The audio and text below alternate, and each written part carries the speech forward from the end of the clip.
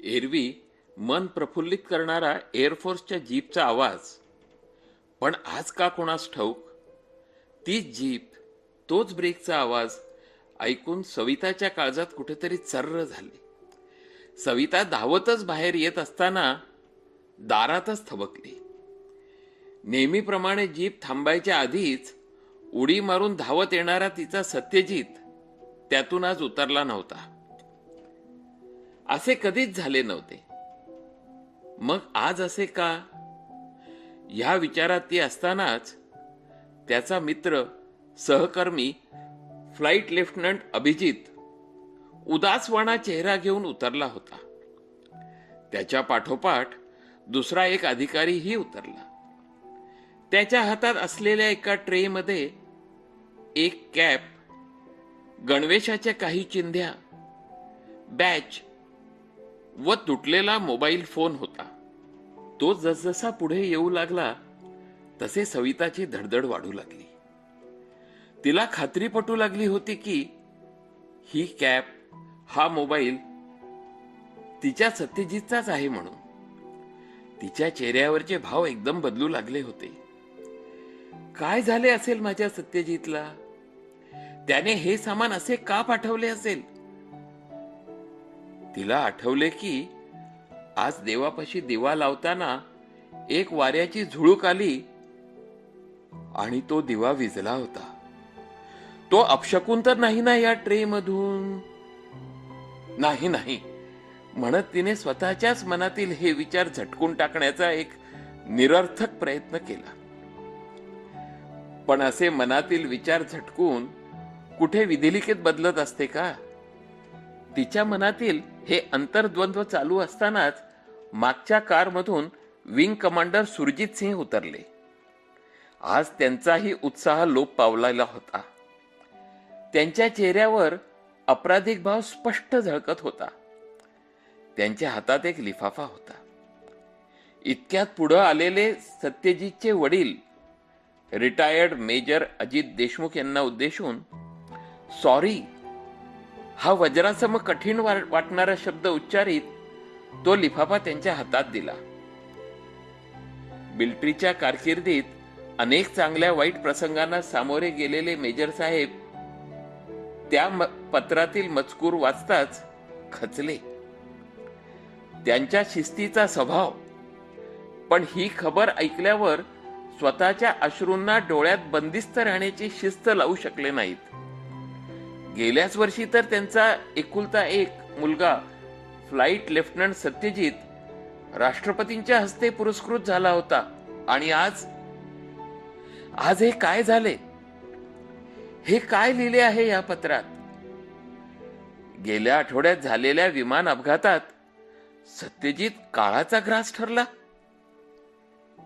ही बातमी वाचत असतानाच तोल जाऊ नये म्हणून जवळच्या खांबाचा आधार घेत कसे तरी स्वतःला सावरण्याचा प्रयत्न ते करीत होते.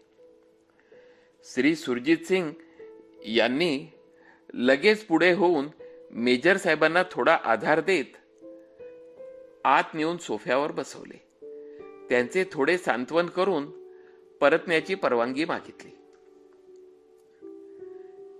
सविता हे पत्र पाहून जागीच मटकन खाली बसली. हा आघात तिला सहन होणे शक्यच नव्हते. सत्यजितची आई तर धावत आत जाऊन त्याच्या फोटोला कवटाळून ओक्साबोक्शी रडू लागली. बराच वेळ गेल्यानंतर मेजर साहेबांनी या धक्क्यातून स्वतःला सावरत बाहेर येऊन पाहतात तर सविता अजून त्याच जागी तशीच बसलेली होती. तिच्या चेहऱ्यावर भयाण भाव दिसत होते. तिची नजर स्थिर शून्यात रोखलेली होती.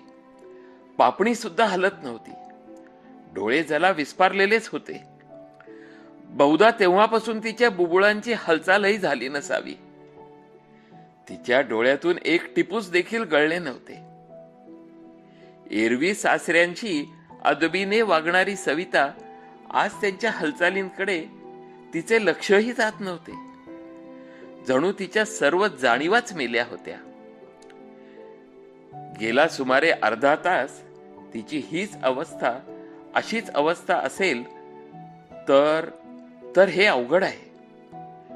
ती ह्याच अवस्थेत अजून काही काळ राहिली तर तिचा बुद्धिभ्रंश ही होऊ शकतो, हे इतक्या वर्षांच्या अनुभवातून बाबांच्या लक्षात आले व त्यांनी पटकन जाऊन लहानग्या नातीला, साक्षीला सविताच्या मांडीवर नेऊन ठेवले. लेकीच्या कोमल स्पर्शाने भानावर येत सविता साक्षीला घट्ट कवटाळून सर्व बांध फोडून सत्यजितच्या नावाने हंबरडा फोडीत रडू लागली. सासऱ्यांकडे पाहत म्हणू लागली की हे सर्व खोटं आहे ना बाबा, माझा सत्यजित आपल्याला सोडून कसा जाऊ शकतो? तो तर सांगून गेला होता की मी लवकर परत येतो आणि आपण साक्षीचा पहिला वाढदिवस दणक्यात साजरा करू. माझा सत्यजित सत्यवचनी आहे. तो नेहमीच त्याच्या शब्दाला जागतो. स्वतःचा शब्द तो कधी खाली पडू देणार नाही. माझ्या विश्वासाला तो तडा जाऊ देणार नाही. हो ना बाबा, असे म्हणत सविता परत रडू लागली. कसलीशी आठवण झाली आणि साक्षीला आजोबांच्याकडे देत सविता धावत आत गेली. ती थेट देवघरात. तिथं असलेल्या अक्कलकोट स्वामींच्या मूर्तीसमोर हात जोडून केविलवाण्या स्वरात पण पूर्ण श्रद्धेने त्यांचे अस्तित्व समोर असल्याचे मनोमन स्वीकारून विचारू लागली की स्वामी, स्वामी, माझा सत्यजित परत येईल ना हो? ते अभिजित सांगत होते ते सगळं खोटं आहे ना? माझी श्रद्धा क्षीण तर झाली नाही ना? माझा विश्वास अजून तितकाच घट्ट आहे हो. माझा तर आता तुमच्यावरच भरोसा आहे. मला खात्री आहे की तुम्ही माझ्या सत्यजितला काहीच होऊ देणार नाही. असे म्हणत स्वामींच्या मूर्तीसमोर ओणव्याने डोके टेकून मनातील आक्रोश व्यक्त करत राहिली. प्रत्येक क्षण जगणे जड करीत होता. एक एक दिवस युगासारखा भासत होता. सविताने अजून सौभाग्य अलंकार उतरवले नव्हते. तिचा स्वामींवरचा व स्वतःच्या श्रद्धेवरचा विश्वास दृढ होता. सत्यजित परत येईल याची तिला खात्रीच होती. तिचे नित्याचे पोथीपठण, जपजाप्य कितीतरी पटीने वाढले होते. तिचा मुक्काम जास्त वेळ देवघरातच होता. ह्या विपरीत परिस्थितीत तिचे स्वामींवरचे अवलंबित्व वाढतच होते. सविताने वस्तुस्थितीचा स्वीकार करावा म्हणून सासूबाई तिला विविध प्रकारे समजवण्याचा प्रयत्न करीत होत्या. पण सासरे मात्र तिच्या कलानेच घेण्याबद्दल आग्रही होते. सविताला काहीतरी चमत्कार घडणार व सत्यजित नक्की परत येणार हे मनोमन वाटत होते व तसे तिने बऱ्याच वेळेस बोलूनही दाखवले होते. असा चमत्कार घडावा हे आईला देखील वाटत असणारच की. पण वास्तविकतेत असे चमत्कार घडत नसतात हे त्या माऊलीच्या मनाने देखील स्वीकारले होते. सत्यजित परत येईल हा सविताचा विश्वास तसूभरही ढळत नव्हता. तिला वस्तुस्थितीचे भान कसे करून द्यावे, गेले 8 दिवस आई बाबा या विवंचनेत होते. बरेच दिवसानंतर आज पूर्व क्षितिजावर सूर्य आनंदाची उधळण करीत उदित झाला होता. पक्षी आकाशात उंच भरारी घेत मधुर गुंजन करीत होते. पण सविता मात्र तल्लीन होऊन देवघरातच बसून भजनातून स्वामींना आळवत होती. जीपच्या ब्रेकचा आवाज झाला आणि सगळ्यांचे लक्ष तिकडे वेधले गेले. आता काय, ह्या विचाराने परत सर्वांच्याच उरी धडकी भरली. सविता थोडी घाबरतच बाहेर आली. जीपमधून परत फ्लाईट लेफ्टनंट अभिजितच उतरला. पण आज त्याच्या चेहऱ्यावर प्रसन्न भाव होता. त्याच्या पाठोपाठ एक 40शीचा आदिवासीही उतरला. तो जरा बावरलेला पण खुश दिसत होता. त्यानंतर थोडा वेळ स्तब्धता होती. सविता हात जोडून डोळे घट्ट मिटून जरा बेचैन अशी उभी होती. तिचे आपसुकच फिंगर्स क्रॉस झाले होते. आता मागच्या सीटवरून सावकाश, थोडा लंगडतच, पायाला प्लास्टर, हात गळ्यात बांधलेला, डोक्याला व चेहऱ्याला पट्ट्या बांधलेला अवस्थेत एक तरुण उतरला आणि आणि क्षणाचाही विलंब न करता माझा सत्यजित असे खूप मोठ्यांदे ओरडत सविता त्याच्याकडे धावली. परत मोठ्यांदे म्हणू लागली की आई आई माझा सत्यजित परत आला. आणि सत्यजित म्हणत त्याला जाऊन बिलगली. तिला आभाळ ठेंगणे झाले होते. काय करू आणि काय नको असे तिला वाटत होते. आनंदाचा हा आवेग व्यक्त करायला तिच्या कंठातून शब्दच फुटत नव्हते. तिचे ओठ थरथरत होते. तिच्या डोळ्यातून वाहणाऱ्या आनंदाश्रूंनी इतके दिवस तिच्या चेहऱ्यावर व्यापलेले मलुलतेचे भाव धुतले जात होते. सत्यजित तिच्याकडे कौतुकाने पाहत व मोकळा असलेल्या उजव्या हाताने तिला जवळ घेत थोडे थोपटत समजुतीच्या स्वरात तिला आधार देत होता. तिच्या आवाजाने आई व बाबा आतून बाहेर येऊन पाहतात तर खरंच सत्यजित समोर उभा होता. सत्यजितला पाहिले आणि त्या माऊलीचा तर स्वतःच्या डोळ्यांवर विश्वासच बसेना. असे काही अनपेक्षित घडेल असे तिला वाटलेच नव्हते. तिच्या लेखी हा एक चमत्कारच होता आणि असे चमत्कार वास्तवात खरे होतात हे तिच्या भौतिकवादी मनाने कधीच मानले नसते. पण आज ते सत्यात उतरले होते. तिघांच्याही डोळ्यात अश्रूंचा पूर आला होता. सत्यजितला ही प्रतिक्रिया अपेक्षित होती. त्यामुळे तो शांत उभा होता. सगळ्यांच्या भेटीने त्याचे डोळे पाणावले होते. सविता कावरी बावरी झाली होती. बाबा बाबा मी म्हणत होते ना की सत्यजित नक्की परत येईल. आई आई मला खात्री होती की माझा सत्यजित साक्षीच्या वाढदिवसाच्या आधी नक्की परत येणार. मी तसे म्हणले होते ना. ती पुढे सांगू लागली की माझा पूर्ण विश्वास होताच. हे वाक्य म्हणत असतानाच तिला काहीतरी आठवले व ती धावत घरात गेली. ती थेट देवघरातच स्वामींशी मनातून एकरूप होत म्हणू लागली की स्वामी तुमचे अनंत उपकार झाले आहेत माझ्यावर. ह्या उपकाराची परतफेड ह्या जन्मी तरी करणे मला शक्यच नाही. मी माझ्या प्राणांची आहुती देऊनही हे तुमचे उपकार फेडू शकत नाही. असे म्हणत तिने स्वामींच्या मूर्तीपुढे दिवा लावला. साक्षीने बाबाचा आवाज ओळखला व रांगतच बाहेर आली.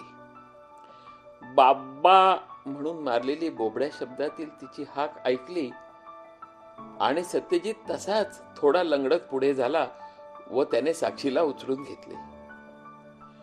ह्या दिव्यातून सही सलामत बाहेर पडल्याची सार्थकता साक्षीला मिठीत घेत असताना त्याला जाणवत होती. आता मात्र इतका वेळ आवरून ठेवलेला त्याचा भावनांवरील बांध फुटून आनंदाश्रू त्याच्या गालावरून उकळू लागले होते. ह्या दृश्याने तर सगळ्यांचेच डोळे भरून आले होते. आईला तर हा एक सुखद आश्चर्याचा धक्काच होता. ह्या धक्क्यातून थोडे सावरत व आपल्या अश्रूंना थोडा आवर घालत हे सर्व कसे म्हणेपर्यंत आईची माया आवंढा बनून तिच्याच घशात अडकली. त्या माऊलीने परत जोरात हुंदका देत सत्यजितच्या डोक्यावरून गालावरून ममतेचा हात फिरवला. मेजर साहेबांना 2 दिवसापूर्वीच मिलिटरी कॅम्प मधून फोन आला होता. सत्यजितशीही त्यांचे बोलणे झाले होते. सत्यजितने घरच्या परिस्थितीची व सर्वांच्या तब्येतीची चौकशी केली होती व त्या दोघांचे ठरले होते त्याप्रमाणे बाबांनी कोणालाच काही सांगितलेच नव्हते. अर्थात त्यामुळे ते तसे थोडे शांत होते. आईचे कुतूहल दूर करण्यासाठी सत्यजितने सांगायला सुरुवात केली. त्याचा आवाज ऐकून ज्या गतीने सविता आत धावत गेली होती त्याच गतीने ती परत धावत बाहेर आली व सत्यजित काय सांगत आहे ते कुतूहलाने पण लक्षपूर्वक ऐकू लागली. सत्यजित सांगू लागला की बाबा माझ्या विमानात मोठा स्फोट झाला व संपूर्ण विमानानेच पेट घेतला. हे शत्रूच्या मिसाईलने झाले का हा अतिरेक्यांनी केलेला घातपाताचा काही प्रयत्न होता, हे आत्ता मला सांगता येणार नाही, कारण हा सध्या तपासाचा विषय आहे. विमानाने पेट घेतल्यानंतर ते गटांगळ्या खाऊ लागले. माझा विमानावरचा पूर्ण ताबा गेला होता. विमान तर व्हर्टिकली खाली जाऊ लागले होते. माझ्या वाचण्याची तिळमात्रही शक्यता वाटत नव्हती. विमानात खूप महत्वाचे व जोखमीचे सामान होते, म्हणून मी विमानावर ताबा मिळवण्याचा कसोशीने प्रयत्न करत होतो. कसेही करून विमानतळापर्यंत हे विमान न्यावे हा माझा प्रयत्न चालू होता. पण तेवढ्यात परत एक मोठा स्फोट झाला व पुढचे मला फारसे नीट आठवत नाही. तरी पण थोडे पुसटसे आठवते की विमान जमिनीपासून थोडेच वर होते. 2-4 सेकंदात विमान जमिनीवर कोसळणार इतक्यात कुठल्या तरी अदृश्य शक्तीने मला अलगद उचलले व विमानातून बाहेर काढले. माझी विमानाशी नाळ तुटली व नंतर काही क्षणातच मोठा आवाज झाला व काही अंतरावर प्रचंड मोठा आगीचा लोट उठला. पुढचे मला फारसे काही आठवत नाही.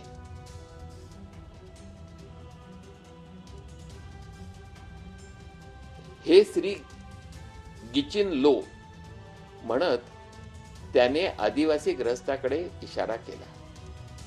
आई हे सांगत होते की तिथे एक वयस्कर आदिवासी ग्रस्त आले होते, ज्यांनी मी एका उंच झाडाच्या फांदीवर लोंबकाळत असलेल्या अवस्थेतून मला खाली उतरवले होते. लगेचच काही अंतरावर असलेल्या खेड्यातून तेथील बरेच रहिवासी धावत आले व सेनेचा कोणीतरी अधिकारी आहे हे पाहून ह्या सद्ग्रस्तांनी मला त्यांच्या झोपडीत नेले. आई, तुझा विश्वास बसणार नाही, पण ज्या वयस्कर आदिवासी ग्रस्तांनी मला झाडावरून खाली उतरवले होते ते ग्रस्त परत कधीच कोणालाही दिसले नाहीत व ते यांच्यापैकी कोणाच्याच ओळखीचेही नव्हते. ते सद्ग्रस्त माझ्यासाठी देवदूत बनून कुठून कसे आले व नंतर कुठे गायब झाले हे कोणालाही कळलेच नाही. बाबा श्री गिचिन लो हे त्या खेड्यातील एक मुख्य व्यक्ती आहेत. यांनीच मी बेशुद्ध अवस्थेत असताना मला त्यांच्या घरी नेले व कुठल्या तरी पाला पाचोळ्याचा लेप माझ्या जखमांवर लावला. हाताला पायाला फळ्या बांधून त्यांच्या पद्धतीने इलाज केला. मी सुमारे 2 दिवसानंतर शुद्धीवर आलो. तोपर्यंत माझ्या बऱ्याच जखमा बरत आल्या होत्या. प्रथम हा देश कुठला, कोणते गाव आहे याचा अंदाज मी घेतला. सीमेपासून 2-1 मैलावरच, पण भारतात असल्याची खात्री पटल्यावर मी जवळपास मिलिटरी कॅम्पची हॉस्पिटलची चौकशी केली. हे एक 10-12 झोपड्यांचे एक छोटेसे खेडे होते, पण ह्या सर्वांनी माझी खूप काळजी घेतली. मुख्य म्हणजे या सर्वांना भारतीय सेनेतील सैनिकांबद्दल अत्यधिक आदर आहे हे मला तेथील 2 दिवसाच्या वास्तव्यातच जाणवले. बाबा, म्हणून मी घरी परत येताना मुद्दाम थोडी वाकडी वाट करून यांच्या गावी जाऊन त्यांना मुद्दाम भेटीसाठी घेऊन आलो आहे. आईची माया अविरत तिच्या गालावरून पाझरत होती. तिच्या आत्ता लक्षात आले की इतका वेळ सर्वजण बाहेर व्हरांड्यातच बोलत उभे होते. सत्यजित, अरे तुझा दुखरा पाय अवघडला असेल असे म्हणत तिने सर्वांनाच आत येण्याची विनंती केली. आत येऊन सोफ्यावर बसत सत्यजित पुन्हा सांगू लागला की श्री गिचिंग लो यांनी त्यांच्या खेड्यापासून सुमारे 12-13 मैल असलेल्या मिलिटरी कॅम्पकडे त्यांच्या मुलाला पिटाळले. दुसऱ्याच दिवशी सकाळी एक जीप येऊन झोपडीपाशी थांबली. त्यातून आलेल्या अधिकाऱ्याने माझी चौकशी केली. अर्धवट शिल्लक राहिलेले माझे आय कार्ड पाहिले. त्यांची खात्री झाल्यावर मला कॅम्पवर नेले. तिथे काही फोनही झाले. मी तसा अजून थोडा ग्लानीतच होतो. संध्याकाळपर्यंत मला त्यांनी जवळ असलेल्या दवाखान्यात नेले. प्रथमोपचार झाल्यावर मला मोठ्या हॉस्पिटलमध्ये नेण्यात आले. इथेच माझ्या पायाला व हाताला प्लास्टर लावले होते. परवाच बाबा मी तुमच्याशी बोललो होतो ना. आता मात्र काहीशा रागानेच आई व आश्चर्याने सविता बाबांकडे पाहत होती. बाबांवर रागवू नकोस आई. घातपाताची शंका असल्या कारणाने त्याची किमान प्राथमिक चौकशी होईपर्यंत तरी मीच बाबांना तसे सांगितले होते. व जरा तोंड वेडावून सविताकडे पाहत, व एका माणसाची थोडी गंमतही करूया असा विचार केला. आईला तर जणू देवच पावला होता. तिच्या आनंदाला तर पारावरच राहिला नव्हता. अभिजित आज खूप खुश होता. मागे ती सर्वांवरच वज्राघात करणारी त्याच्या जिवलग मित्राच्या अपघाती मृत्यूची बातमी देण्याची वेळ त्याच्यावर आली होती. सर्वांना आज हा सुखद धक्का देत त्याने जणू पूर्वी केलेल्या त्या पापाचे क्षालनच आज केले होते. ह्याचे समाधान त्याच्या चेहऱ्यावरून आज ओसंडून वाहत होते. बाबांनी तर आनंदाने आपल्या गळ्यातील सोन्याची चेन काढून त्या आदिवासी गृहस्थाला तो नको नको म्हणत असताना सुद्धा बळजबरीने दिली होती. मी नास्तिक नाही असे म्हणत बाबा पुढे सांगू लागले की चमत्कारांच्या भाकड कथांवर माझा कधीच विश्वास नव्हता. पण सविताची स्वामींवरील श्रद्धा, तिचा विश्वास आज जिंकला आहे. श्रद्धा चमत्कार घडवू शकते यावर आज माझाही विश्वास बसला आहे. खरं आहे बाबा म्हणत त्या प्रसंगाची आठवण काढत सत्यजित सांगू लागला की माझे प्लेन क्रॅश व्हायच्या 2च क्षण आधी मला ज्या शक्तीने अलगद बाहेर काढले ती सविताच्या विश्वासाचीच शक्ती असणार. ह्या तिच्या श्रद्धेनेच माझ्यावर ओढवलेल्या मृत्यूवर विजय मिळवला आहे. तिच्या विश्वासानेच ह्या सत्यवानाला मृत्यूच्या दाढेतून परत आणले आहे.